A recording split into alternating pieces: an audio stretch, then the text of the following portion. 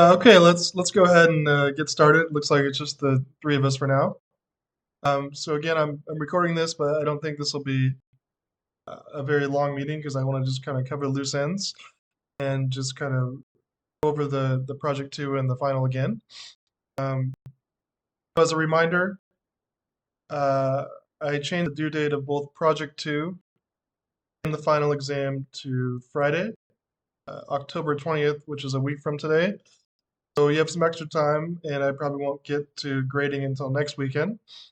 But that's a very hard deadline because grades are due, I think, Monday the 23rd.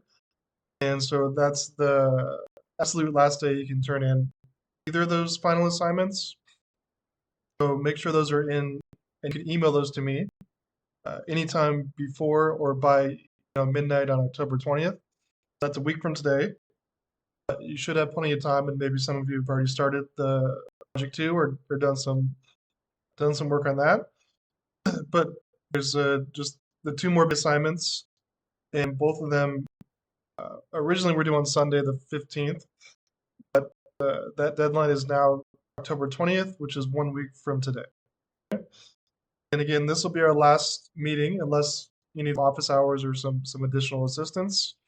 I covered most things I wanted to cover in the last for project two, the last two meetings, which you either came to or hopefully saw on the YouTube page.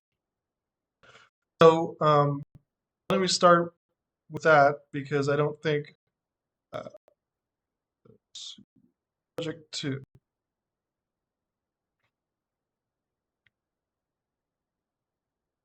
Or actually, let me pull it up down here because it's okay. So the project two assignment is here, or also at the top part that says syllabus and assignments.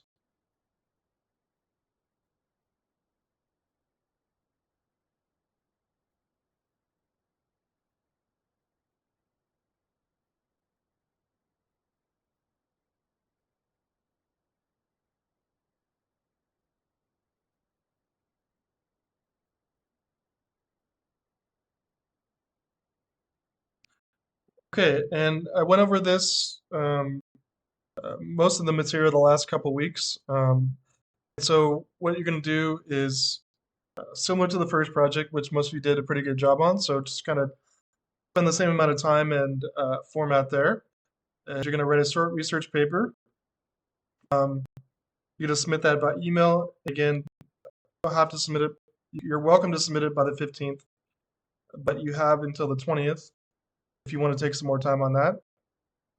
So due date's changed by the 15th to the 20th. You're going to write another short little research paper with 1.5, 2.0 spacing. You can even go like 1.15 if you want to save some space. Make sure you have a references section if you're going to cite things. And the analysis is kind of three main topics. So this one we covered last time in meeting 4. So you're going to use the same two stock prices that you used for the first project to keep it simple. You might want to get some longer data sets just to use all the available information. And that way, when you're doing a forecast or a test, you can be working with the most current data just to be more precise and use all the information you have. So you're going to run formal unit root tests in eViews. So make sure you have eViews downloaded, and I kind of went through that last meeting. And then anytime you find a unit root that your data is not stationary, and want to transform it into a stationary time series and just kind of illustrate the process of that, right? And then the two forecasting methods you want to use, and these you'll employ in the RStudio platform. So you'll use the same two stocks, and you'll do the analysis that I walked you through and do a 24-month forecast, hopefully with data that's up to October or maybe even um, close to November, but use the most recent data you have. run a 24-month forecast for that, and do that for both of the stocks, just the closing prices. And then you're also going to run a REMA model for both of the stocks, 24-month forecast with the same set of data. Right, so the main analyses is do the unit root tests and transform your data to be stationary, and just kind of illustrate the process there. That's done in eViews. Exponential smoothing forecasting, which is done in RStudio, and then just talk about the process to get your best model, and then the REMA forecasting method, which is going to be applied in RStudio, and that's going to apply to both stocks. And again, just mention how you got to the best model, and then oh, did you have Pyrie, did you have a question?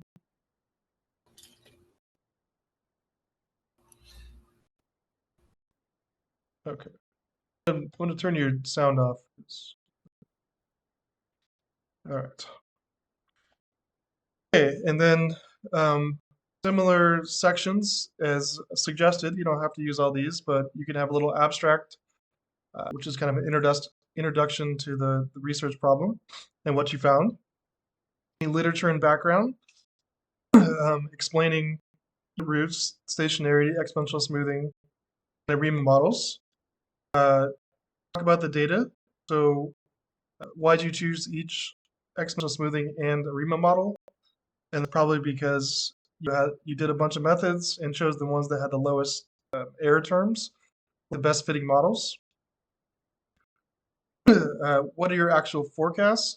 You can put in a little table or just kind of illustrate or mention the actual numbers that your models predicted from RStudio. Do you think the forecasts are accurate? Again, this doesn't have to be. There's no right or wrong answer. Just if you think forecasts are reasonable, just say why or why not. Any figures and tables you need, which would be graphs, unit root test tables, stuff like that. And then a brief conclusion, and then just don't forget, if you make some references and properly cite, make sure you list those likely at the end of the document.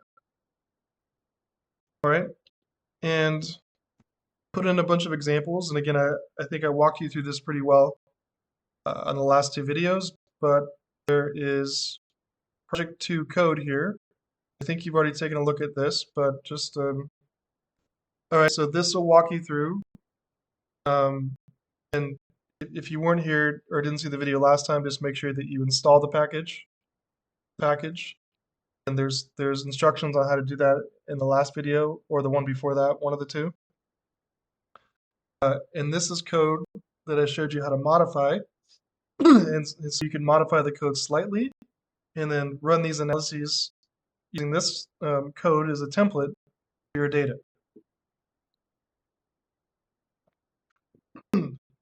All right, so sorry, everything you need should be in these in this text document, at least for coding wise, and you should be able to make some quick adjustments to the code, change your data names, stuff like that, and then do the analysis. And if there are any issues with the coding, I can try to help you with that as well as you're doing the analysis. But this should be pretty useful when doing it. You don't have to write any more code. Just kind of use what I set up for you, and that should be enough. And I put this one, Project 2, structure figures and tables.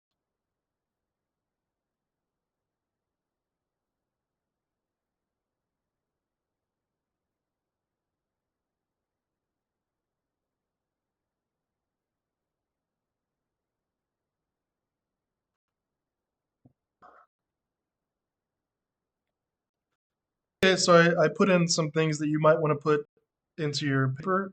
Definitely don't put all these things, but you want to have at least one unit root test for each stock. And this is done in eViews. And then you want to have at least final transformation where you made the data stationary, kind of like this, where it's a clear stationary time series and then confirmed by the unit root test.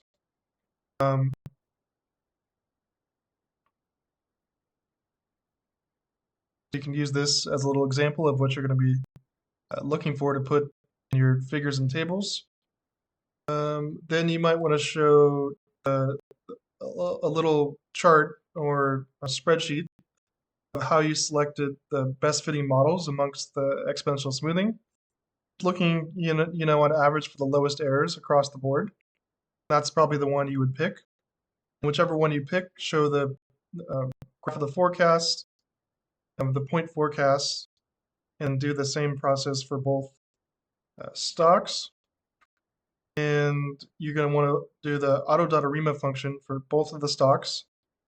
And that'll lead you to the correct model, or the model that RStudio thinks is the best fitting for your model. And you can run that and show the graph, show the accuracy, and then show the actual forecast for both of the stock prices. Okay, so this has nice little examples of what you would put in for tables and graphs. Doing the unit root process, transforming your data into stationary series, doing the exponential smoothing, and then doing the ARIMA process. And you can use this as kind of a reference to what you'd want to be putting or looking for in your analysis. So probably a little more tables and graphs than the first project, but that'll save you some. You won't have to write as much. So.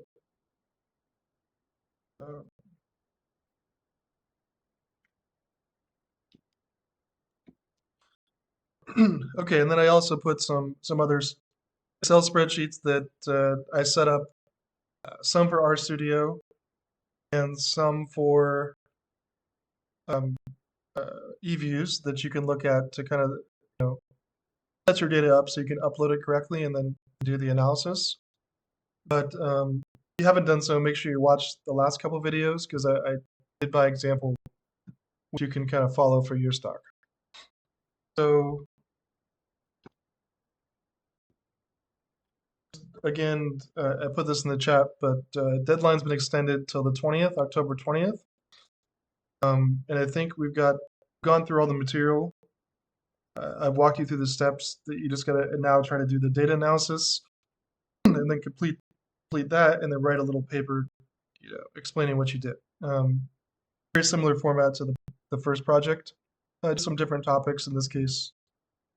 We're doing some time series, some forecasting, and using eViews and also RStudio to do our analysis as opposed to Excel. Okay. So if you're still working on the analysis and you have some questions throughout the week, hopefully don't ask me questions, Thursday the 19th at like 11:30 p.m. But if you have some questions coming up, you still have a week and I can try to troubleshoot you there. But that's the rundown. It's changed a little bit, but I think you have the resources, the examples, and the last two videos that I posted on our YouTube page should walk you through the steps to do the analysis if you haven't seen those at this point. So for project 2, for those of you here, are there any questions at this point on project 2 that you'd like to ask now? And you're welcome to ask questions later if you come to a standstill with your data or something. But while you're here, any questions on project 2 at this point?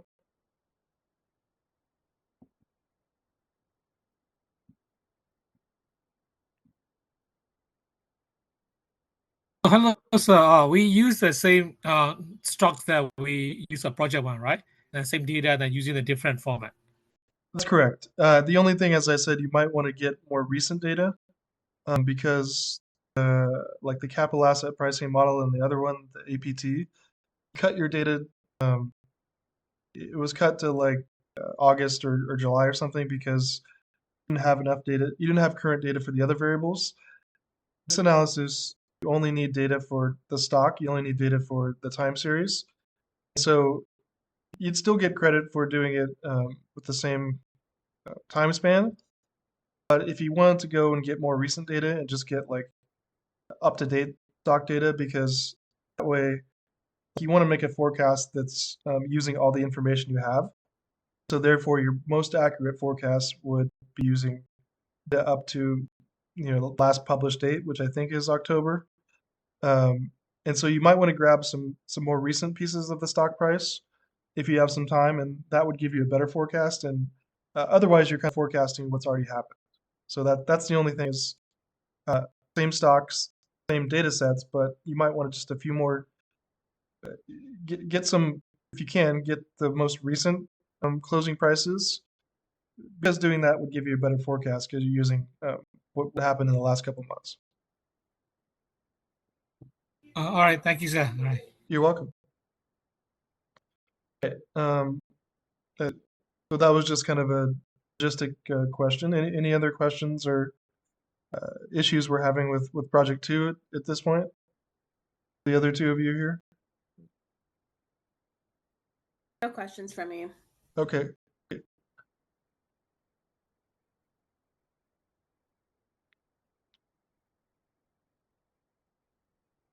All right. I'll take. Okay, great. Okay, so looks like I've got at least thumbs up so far on U3, so that's great. And again, there won't be another class meeting, but if you need my assistance throughout the week, I can try to help you. Most of my help, other than weekends, would be early in the morning or after 6, but I can try to help you if you run into some issues. So the best way is just send me an email with your question if you have one. And then if we really need to, we can try to schedule like office hours, but usually I can solve things by email. But let me know if you run into questions, and maybe try to get your analysis done this weekend.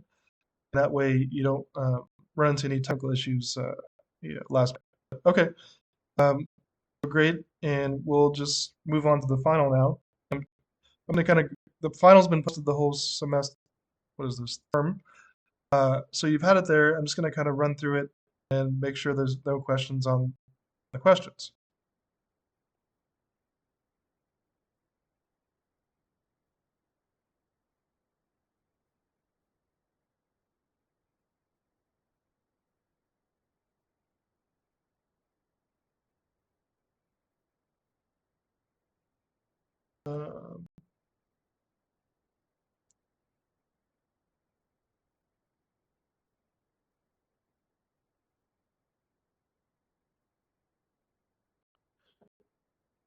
All right, here's the final exam.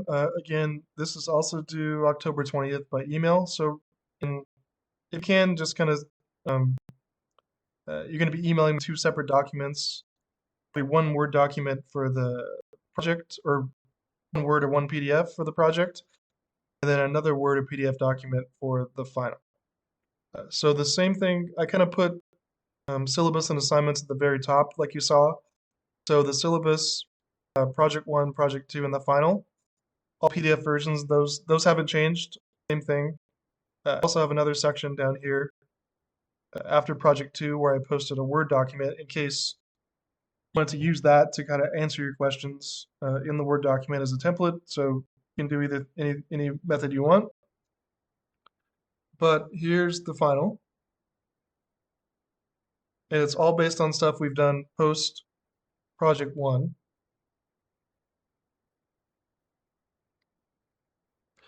So I made this exam 30 points, and the questions have the total score next to them. So 9-point question for time series with the Johnson & Johnson stock. So just some of them are just some quick questions. So describe the main concepts in exponential smoothing, list some types that you learned about in the class, and then draw a simple graph depicting what they look like. It doesn't have to be perfect, but just you can kind of look at what I covered in the PowerPoint, and just to illustrate that you understand the different types are doing, whether it's like a linear trend or an exponential trend or a seasonal trend.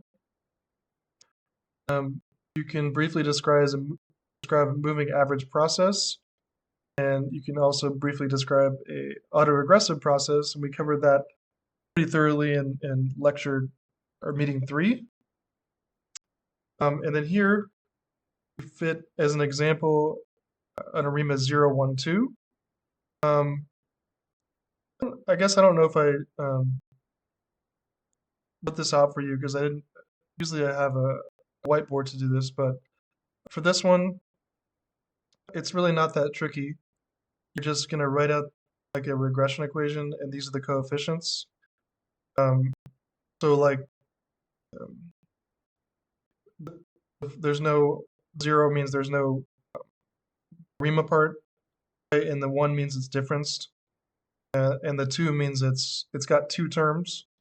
The moving average, here's the first moving average term. Here's the second. Those are like the coefficients. All you're looking for here is the moving average 1 coefficient, the moving average 2 coefficient. So you can write that in a little simple equation saying that the forecast is based on the current error term with this coefficient, and then the effect of one previous error term with this coefficient. And if you don't do it, or if you don't write it exactly like that's okay, as long as you kind of describe what you're getting with these coefficients. So what this model tells you is you have no order of autoregressive, right? So no past values of the time series. One first difference. You can just note that, or put a little with not a tilde but a little accent to illustrate the first difference. And 2 would mean there's 2 of these terms, and so that's the current error term, then the previous error term, and these are the coefficients, meaning like with the current error term, this is the effect on the forecast, and with the error term, 1 period ago, this is the effect on the y variable. Okay, so just to make sure you understand the output you're getting from RStudent. This the same kind of thing you'd get when doing your analysis in the project. Okay, so here's your forecast from that. So here's the historical data. Here's the forecast from the 012. So you'll do this AutoArima function in your project, and then you'll have the forecast with the graph as well. Okay, so just kind of this is just showing the link between what you get in AutoArima function graph here. Guys, Cody, DJ, hey.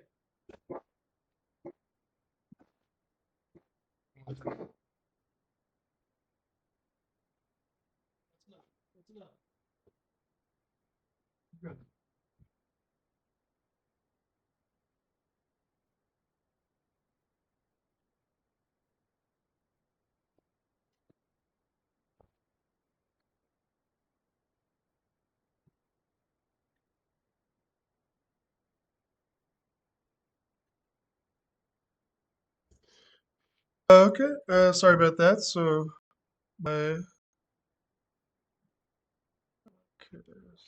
my dogs were sure that someone was at the door, but they're wrong, so they're disappointed. All right, and then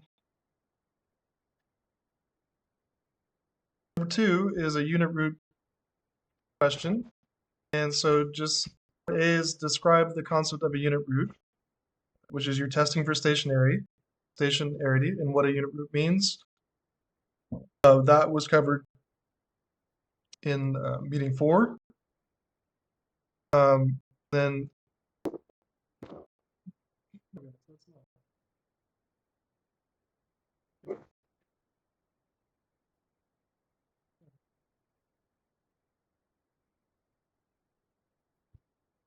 okay, so part B is let's suppose we have a H naught is y has a unit root. it can't reject the null. And so what does that mean in the concept of testing for unit root? Knowing that if it has a unit root, it's not stationary, right? And then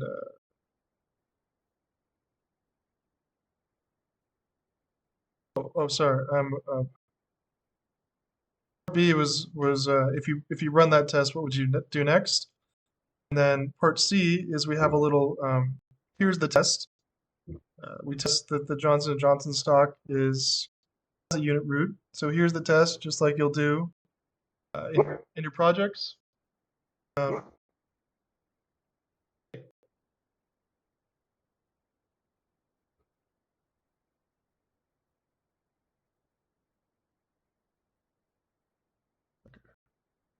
right, hopefully that's it. And then, okay, so here's the test with the test statistic, the critical values. So just interpret the findings of the test just like you would do in your project. And then we do another one for the first difference of the stock. You see a different t-stat, so just compare the augmented Dickey-Fulmer t-stat to the criticals, and your results from that. You should be pretty well up on this after. I mean, if we do the project first, so then that'll give you it should be pretty routine if after you've done your project and analyzed the unit root test. And then number 3 is on the time series forecasting Pfizer question, where we've got the monthly closing price for Pfizer stock from 85 to May 2022. We do an exponential smoothing in ARIMA, just like we're doing in the projects. Then a couple true or false questions. In a time series model, we expect to predict a given variable using only information contained in the past values. True or false on that. In exponential smoothing, we expect recent observations to have less power, helping to forecast future variables. True or false. Figure C, figure 3b. Where's that? Right there. Okay. Based on the graph, what kind of forecast do you think this is? And it should be pretty clear what that forecast, what that's doing, just looking at the picture. So some kind of trend, but it should be pretty clear.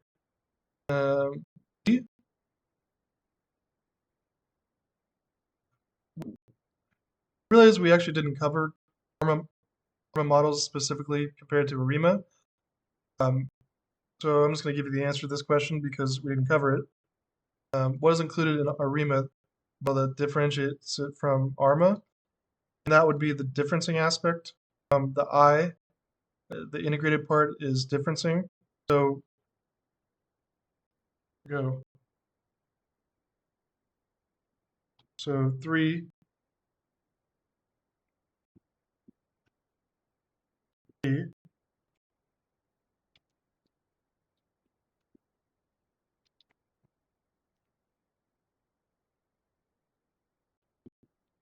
So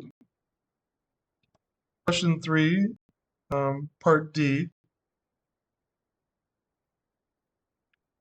The answer is differencing because that's the main distinction when you're doing an ARIMA versus an ARMA. The ARMA is just the regressive and the moving average, and the ARIMA incorporates the integrated part, which is having the option to take the difference. So just give you that one because we didn't specifically cover that model. So you should get that one right. E, you look at figure 3C, you can see the non-seasonal portion is a 0, 1, 0, and just describe what that means, like knowing that this is the autoregressive part, this is the difference, and this is the moving average. What does a 0, 1, 0 mean? Okay, no tricks there. Looking at 3C, the 0, 0, 0 part, the seasonal part of the model, is that true or false? That part, so that's a true or false. And then looking at 3C, the 12 indicates a 12-month forecast. true or false. What does that 12 mean specifically, or true or false compared to the question? You got some figures to go along with question 3. And then question 4 should be kind of a simple exercise. It's only 3 points because I don't think it's that challenging, because all you have to do here is rank the figures below from 1 to 3, where rank number 1 is the most stationary and rank number 3 is the least stationary. So just whichever one is the most stationary, that figures, like if it's figure 4a, put that, and whichever one is the number 2. So number 1 is the most stationary. Yeah. So it goes from 1 most stationary to 3 least stationary. So just rank these 3 in terms of the graph. You could, in theory, you would do like the T-Fuller test, but it should be pretty clear which one's the most stationary and which one's the least, and then the ranking there. Okay, so not kind of a bunch of short answers that get you to 30 points. Most of the questions are 9 points, and then the last question's 3 points because it probably takes a third of the time, if less. So what you're going to do for this, it's all written. You don't have to do any analysis for the final. Just type out your answers on a Word document, make a PDF, or you.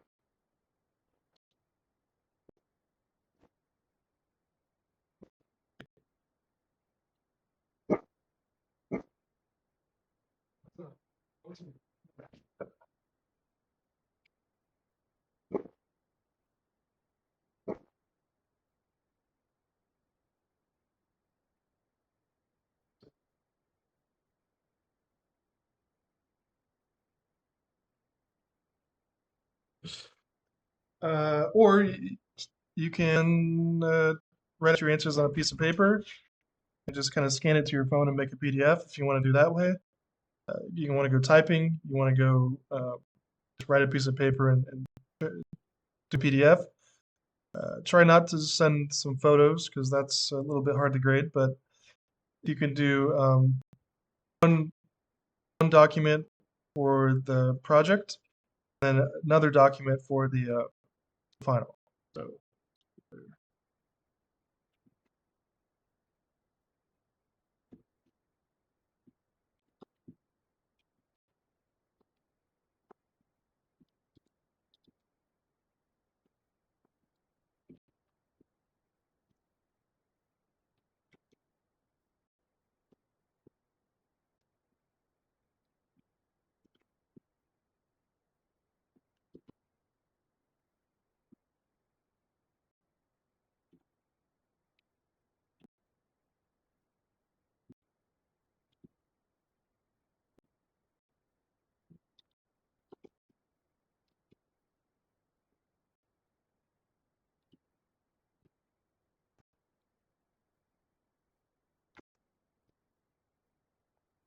So I just wrote that in the chat.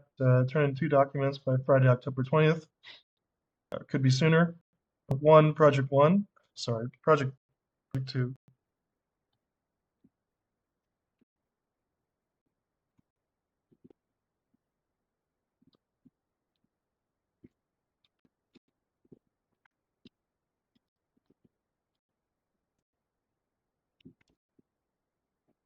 Okay, so project 1, you already did that. Then 2, final. So just one Word or PDF, whichever you want for project 2, and then one Word or PDF for the final.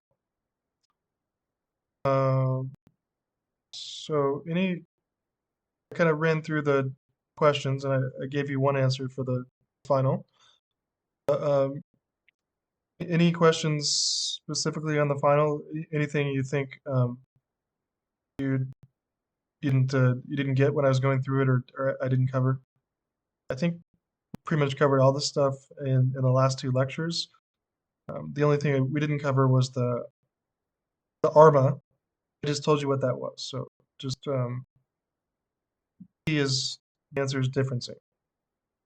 Okay, but everything else should be relatively from the PowerPoints and our last two meetings. But just going through it quickly, did anyone have any questions they wanted to ask on the final?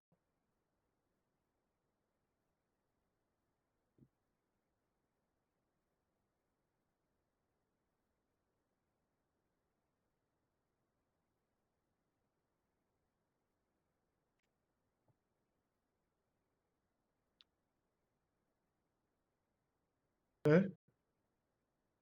Doesn't sound like it. So yeah, let's just a reminder. All right, so I'll post this to YouTube, although we didn't do a whole lot today, but just some informational and last class things. I'll post this as meeting 5, so you can see that. But definitely watch if you missed meeting 3 or meeting 4, and you didn't watch the videos. Make sure you watch meeting 3 and meeting 4, because that'll definitely walk you through the data collection and the also installing the software and what you want to do for the project 2. Okay. So there's that. And for project 2, use these.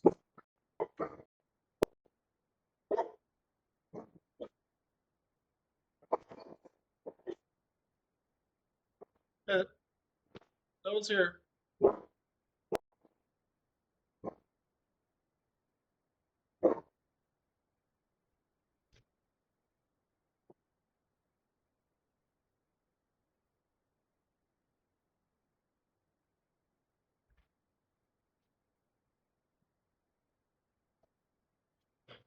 All right, so here's a little stuff for project 2 and the assignment, the coding in RStudio, and then my examples you can take a look at to kind of use to compare to yours. And then the finals here, they're final. Word or PDF, you can modify the Word document if that's what you like to do. Then most assignments are up where it says syllabus plus assignments. You can see the syllabus, project 2, and the final. And there's that.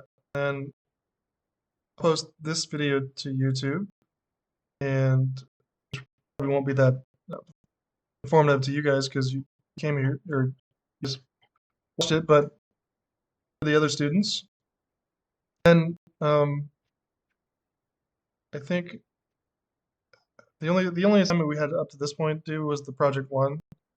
So everybody should have grades on project 1. I had a couple students some rewrites, but if you did a rewrite and I didn't change your grade yet, I'll get that done this weekend. But that's all we had at this point. So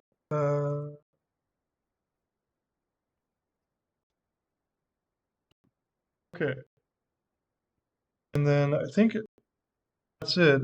Again, I didn't have a whole lot today. I just wanted to make sure everyone was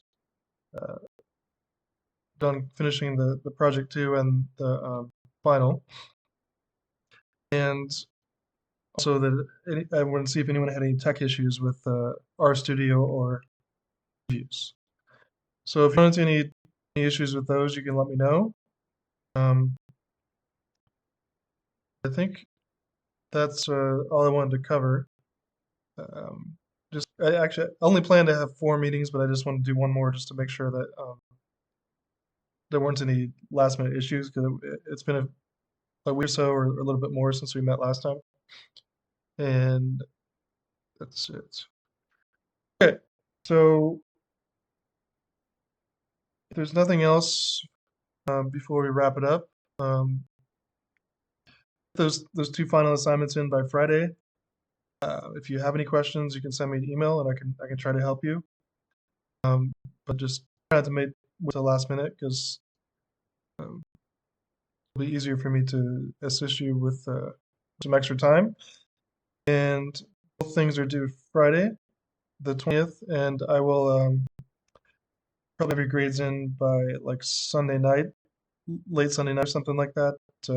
October 22nd would be the target there. So, anything else before we wrap it up? Right? Yeah, thank you, sir. Yeah, so we'll reach out. I will reach out to you if there are any difficulties doing the project. Yep. Yeah, that sounds good. Yeah. All right. I think that'll do it. Seems like everybody at least got a good start on the project and the final. So try to get those in. You're welcome to come in earlier just to get them out of the way. And no, final due date is a week from today, October 20th. So I think that's it.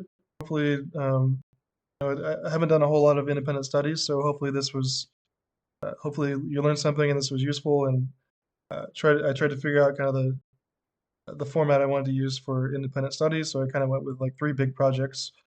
I knew we didn't have like a standard meeting time and or classroom, and I know there were a lot of you were working or had to watch the videos later and kind of catch up. So hopefully that was a beneficial class for you, and